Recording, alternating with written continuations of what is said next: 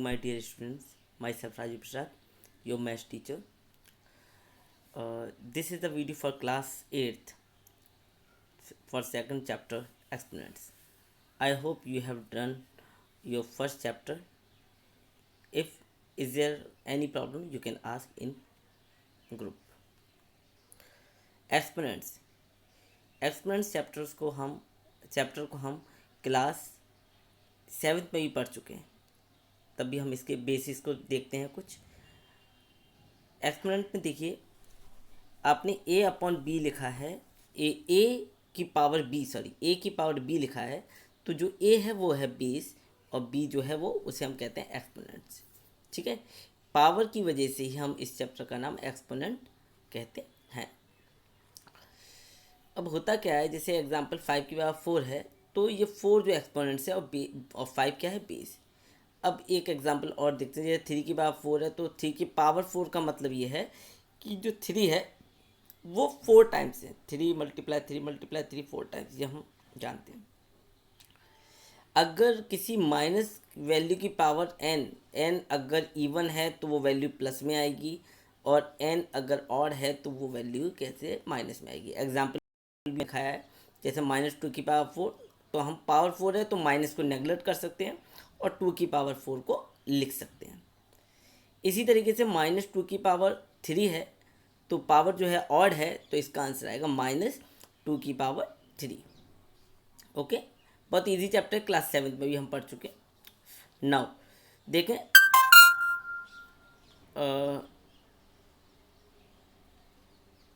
Laws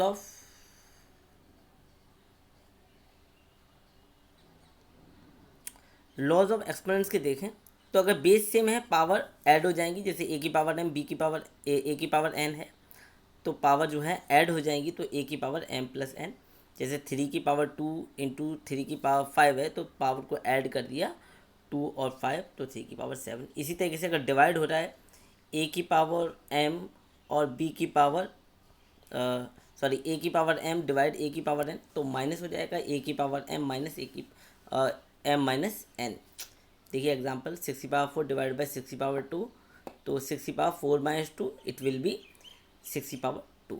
इसी तरीके से a अपन b की पावर n है, तो उसे सेपरेट करके लिख सकते हैं a की पावर n अपन b की पावर n। जैसे 3 अपन 4 की होल पावर 2 है, तो 3 की पावर 2 और 4 की पावर 2 इसे लिखा जा सकता है। कुछ और रूल, जैसे इफ़ a अपॉन b की पावर -n है, तो हम b अपॉन a कन्वर्ट करके लिख सकते हैं की पावर n। माइनस में एक्सपोनेंट माइनस में, तो अंदर के बेस है उसे हम फ्लिप कर देंगे। ठीक है, जैसे 3 अपॉन की पावर -2 है, उसे 5 अपॉन 3 की पावर 2 लिख सकते हैं।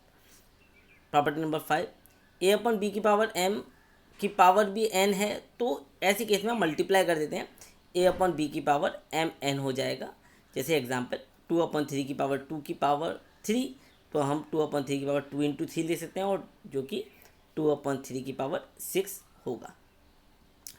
किसी भी बेस की पावर 0 है तो आंसर 1। जैसे a अपॉन b की पावर 0 है तो आंसर 1, 3 अपॉन 5 की पावर 0 है आंसर 1, 6 अपॉन 7 की पावर 0 है तो आंसर 1। प्रॉपर्टी नंबर 7 और देखिए, a upon B into C upon D की पावर n, तो इसे हम सेपरेट करके भी लिख सकते हैं a अपॉन बी की power n into C upon D की power n। For example 3 upon 5 into 2 upon 7 की पावर n दिया है, तो 3 अपॉन 5 की पावर n लिख सकते हैं और 2 अपॉन 7 की पावर n। इसी बेसिस पे एक्सरसाइज है 2.1 2a एक्सरसाइज भी आपको यही इसी तरीके से करनी है। की पावर -3 है, तो प्रॉपर्टी आप यूज़ करेंगे इसे, तो प्रॉपर्टी के अकॉर्डिंग ये आ जाएगा 1/4 की पावर 3। ठीक है, पावर जो है प्लस में हो जाएगी। अभी प्रॉपर्टी देखी थी, अगर बेस को फ्लिप करते हैं तो 4 के नीचे 1 सपोज कर लीजिए, 4 के नीचे आप यहाँ पे अगर आप 1 मान के चलेंगे तो 1/4 हो जाएगा।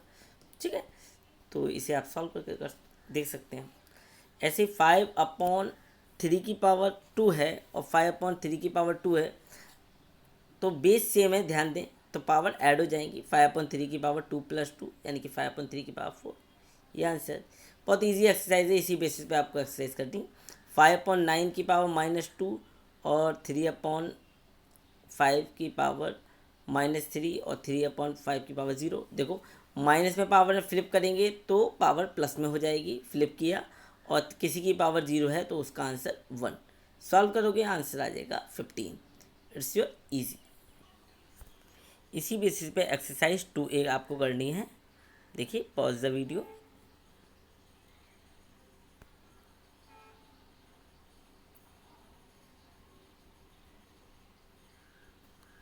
क्वेश्चन नंबर 9, 10, 11, 12, 13 पेज नंबर 34 पर है। ये आप वीडियो को देखिए और क्वेश्चन को नोट कीजिए। If you guys find any problem regarding with this exercise with then you can ask in group. Okay, do it. This is your homework. Thank you.